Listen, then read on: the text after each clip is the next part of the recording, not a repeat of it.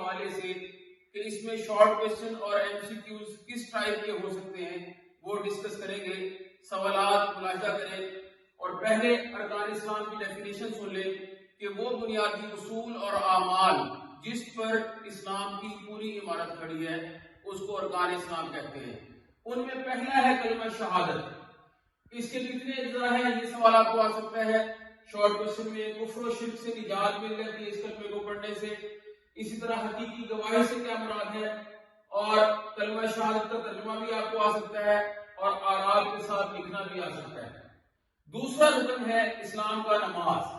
اس کے لغوی معنی ایم سی کیو میں پوچھے جا سکتے ہیں، اصطلاحی معنی شارٹ کویسچن میں، آیت بھی شارٹ کویسچن میں پوچھی جا سکتی ہے جیسے واقعی الصلاۃ، حدیث بھی پوچھی جا سکتی ہے جیسے الصلاۃ عماد الدین، اور دو فوائد پوچھے جا سکتے ہیں، اور بیرون نمازوں سے کیا مراد ہے یہ پوچھا جا سکتا ہے شارٹ کویسچن میں، اور اس کی مثال۔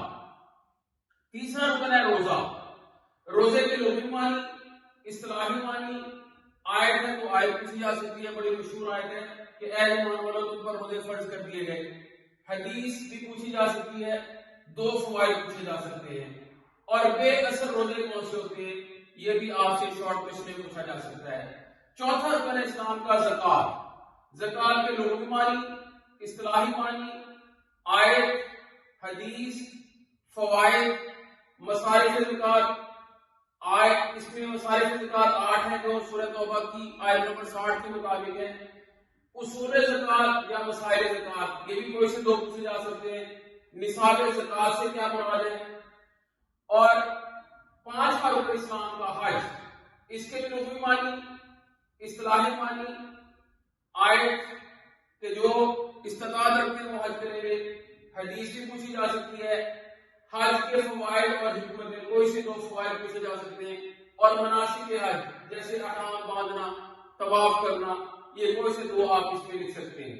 حج مقبول سے کیا مراد ہے یہ بھی شارٹ کویسچن ہے آپ کا، وہ حج جس میں اللہ کی رضا، دین کی سربلندی اور روحانی مقاصد پر نظر ہو، تب ہمارا حج مقبول ہوگا۔ تو یہ تھے ہمارے ارکان اسلام کے متعلقہ short question M C Qs. اس انداز میں تیاری کریں، اللہ تعالیٰ آپ کو عظیم کامیابی سے سرفراز فرمائے، آمین ثم آمین۔